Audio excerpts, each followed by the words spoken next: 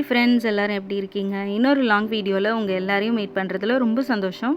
ஒரு வழியாக ஒர்க்கிங் டேஸோட எண்டுக்கு வந்தாச்சு. எஸ், லீவ் விட்டாங்க. மே மந்த் ஸ்டார்ட் ஆகிடுச்சு. இன்றைக்கி தான் மே 1. இன்னையிலேருந்து ஹாலிடே ஸ்டார்ட் ஆகிடுச்சு. இந்த மந்தோட ஹாலிடேக்காக தான் வெயிட்டிங் ரொம்ப நாளாக. ஃபஸ்ட்டு ஒர்க்காக வீடை ஃபுல்லாக க்ளீன் பண்ணணும். ஒரு வேலையாக ஒரு நாளாக செய்யலாம் அப்படின்னு நினச்சிட்ருக்கேன். இன்றைக்கி டே வந்து பிரேக்ஃபாஸ்ட்லேருந்து ஆரம்பிக்குது. இன்றைக்கி என்ன பிரேக்ஃபாஸ்ட் அப்படின்னா ஹெல்த்தியான முருங்கைக்கீரை தோசை தான். அதுவும் இன்ஸ்டண்ட்டாக செய்ய போகிறேன். வாங்க எப்படி பண்ணுறது அப்படின்னு பார்க்கலாம். நான் மாவு அரைக்காமல் விட்டுட்டேன். அதனால் இன்றைக்கி ரவா, கோதுமை, மைதா மாவு, கொஞ்சமாக அரிசி மாவு, இதோட முருங்கைக்கீரை, உப்பு, ஒரு துண்டு இஞ்சி, இது எல்லாத்தையும் மிக்ஸி ஜாரில் போட்டுட்டு நல்லா மிக்சியில் அரைச்சாச்சு. தயிர் புளிப்புக்கு வேணும் அப்படின்னா கொஞ்சமாக சேர்த்துக்கலாம். கொஞ்சம் நல்லா தண்ணி விட்டு நல்லா மிக்ஸ் பண்ணி அரைச்சாச்சு. நான் கொஞ்சம் அரிசி மாவு மட்டும் எக்ஸ்ட்ராவாக சேர்த்துருக்கேன். பாருங்கள் எவ்வளோ க்ரீனிஷாக பார்க்கவே நல்லா இருக்குது. இது ஹெல்த்தியான அடைன்றதுனால குழந்தைங்களுக்கும் தாராளமாக கொடுக்கலாம். எனக்கு வந்து மாவு கொஞ்சம் தண்ணியாக இருந்த மாதிரி இருந்தது. அதனால் நான் இன்னும் கொஞ்சம் மாவு அரிசி மாவும் கொஞ்சம் கோதுமை மாவும் சேர்த்து மிக்ஸ் பண்ணிக்கிட்டேன். இதுக்கப்புறம் ஒரு 3 பெரிய வெங்காயத்தை நல்லா பொடி பொடியாக நறுக்கி இதையும் இதோட சேர்த்துக்க போகிறேன். வெங்காயம் வந்து நல்ல டேஸ்ட் கொடுக்கும், அதுக்காக தான். இதில் நான் 2 வெங்காயத்தை மாவில் போட்டு மிக்ஸ் பண்ண போகிறேன். அண்ட் ஒரு வெங்காயத்தை எதுக்காக வச்சுருக்கேன்னா சட்னி அரைக்கிறதுக்காக ரெடியாக வச்சுருக்கேன். இந்த மாவு ஒரு 10 நிமிஷம் நல்லா ஊறட்டும். நான் அதுக்குள்ளே தேவையான அளவு சட்னியை அரைச்சிட்டு வந்துடுறேன். எனக்கு மாவோட குவான்டிட்டி கொஞ்சம் கம்மியாக இருந்த மாதிரி இருந்தது. அதனால் இன்னும் கொஞ்சம் மைதா மாவு மட்டும் நான் மிக்ஸ் பண்ணியிருக்கேன். இப்போ அடுப்பில் வந்து ஒரு கடாயில் கொஞ்சமாக எண்ணெய் விட்டு ஒரு 4 சிகப்பு மிளகா, அதுக்கப்புறம் ஒரு கைப்பிடி உளுத்தம்பருப்பு, ஒரு துளி புளி, இதெல்லாமே நல்லா வதக்கிக்கிறேன். அதுக்கு தேவையான அளவு ஒரு சின்ன பெருங்காயத்துண்டு, ஒரு வெங்காயம், இது எல்லாத்தையும் நல்லா வதக்கிக்கிறேன் கலர் மாறுற அளவுக்கு. இது நல்லா கலர் சேஞ்ச் ஆகிடுச்சு. இப்போ மிக்ஸி ஜாரில் ஒரு 5-6 தேங்காய் துண்டை சேர்த்துக்கிறேன். அப்புறம் தேவையான அளவு உப்பு, இது போட்டாச்சு. கலர் சேஞ்ச் ஆனதுக்கப்புறம் இதையுமே ஆற வச்சுட்டு மிக்ஸி ஜாரில் சேர்த்து அரைச்சி எடுத்துக்கலாம்.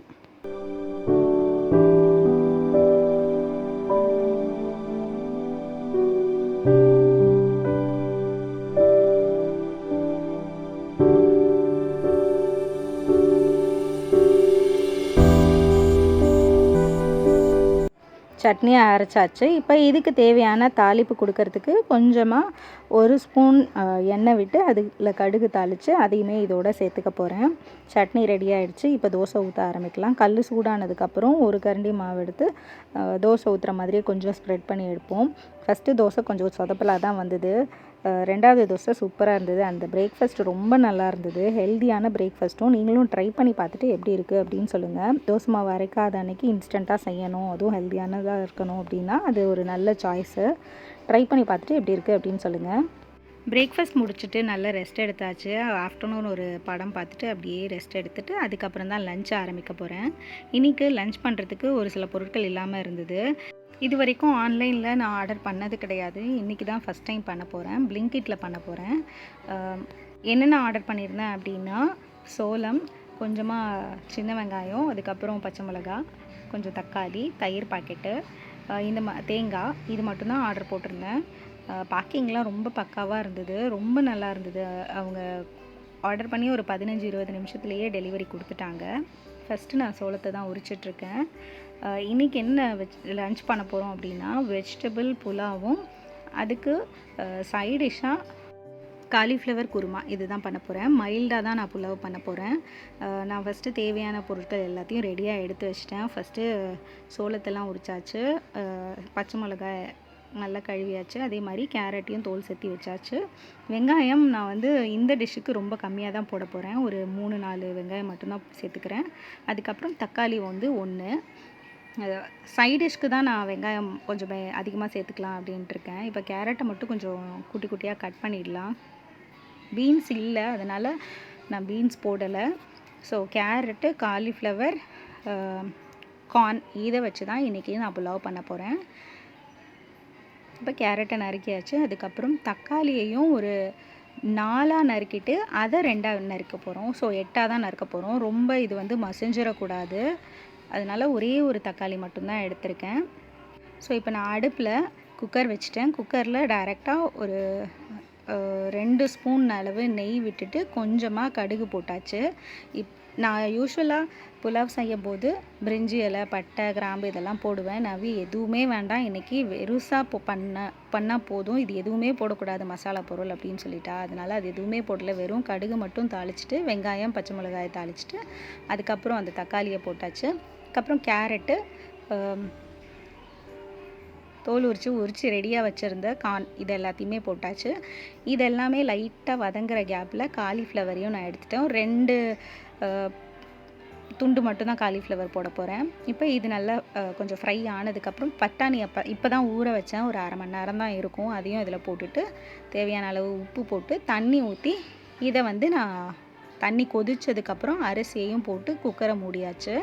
இது ஒரு பக்கம் ரெடி ஆகிட்டுருக்கட்டும்.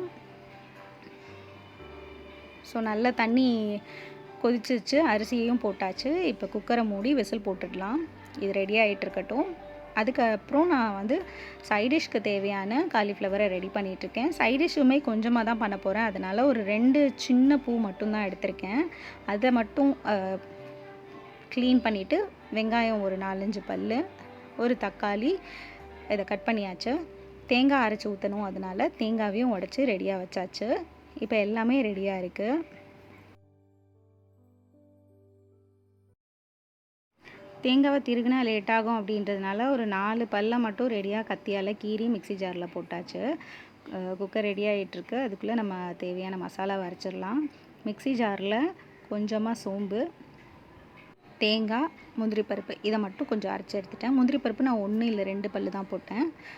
இப்போ ஒரு கடாயில் கொஞ்சமாக எண்ணெய் விட்டு மசாலா பொருள் எல்லாம் போட்டு தாளிச்சிட்டு அதுக்கப்புறம் வெங்காயம், பச்சை மிளகாய், தக்காளி இதையும் தாளிச்சிட்டு கொஞ்சமாக இஞ்சி பூண்டு பேஸ்ட்டு போட்டாச்சு.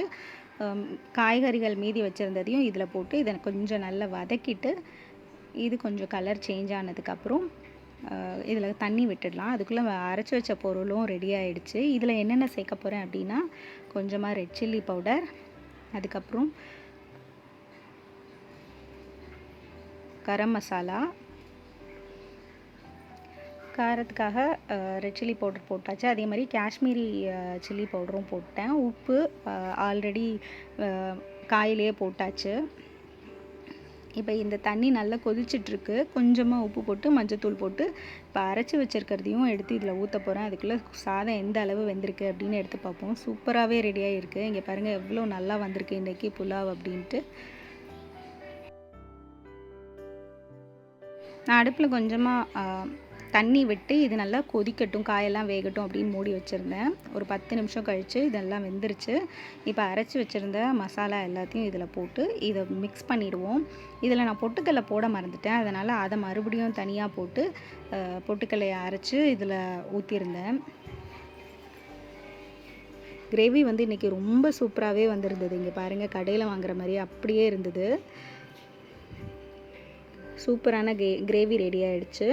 சாதத்தில் வந்து நான் எந்த மசாலாவும் போடாததுனால இது வந்து ஓரளவு மசாலா போட்டு தான் செஞ்சுருக்கேன். இன்றைக்கி பிரேக்ஃபாஸ்ட் வந்து வெஜிடபிள் புலாவும் அதுக்கு காலிஃப்ளவர் குருமாவும் சூப்பராக இருந்தது. ட்ரை பண்ணி பார்த்துட்டு எப்படி இருக்குது அப்படின்றத மறக்காமல் கமெண்ட் பண்ணுங்கள்.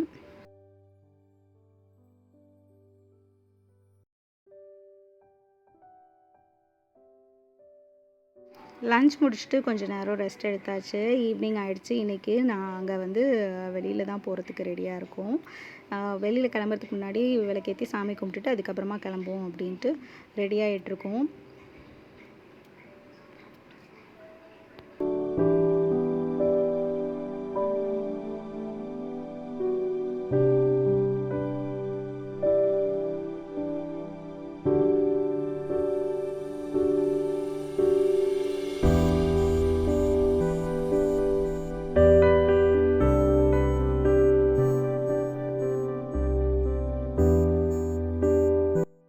ரெகுலராக நம்ம வீடியோ பார்க்குற எல்லாருக்குமே தெரியும், நான் வாசலில் எப்போவுமே இந்த 2 விளக்கை ஏற்றி வைப்பேன் சாயந்தர நேரத்தில். அது என்னமோ எனக்கு ஒரு பாசிட்டிவ் வைப்பு கொடுக்குற மாதிரி இருக்குது.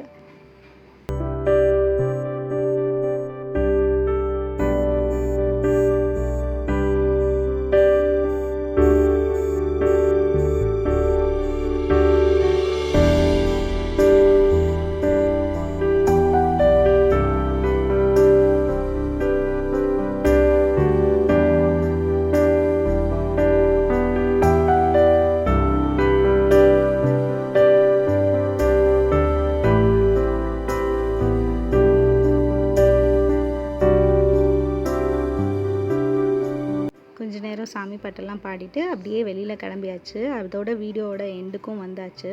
இந்த வீடியோ எப்படி இருக்குது அப்படின்றத மறக்காமல் கமெண்ட் பண்ணுங்கள். வீடியோ பிடிச்சிருந்ததுன்னா லைக் பண்ணி சேனலுக்கு உங்களோட சப்போர்ட் கொடுங்க.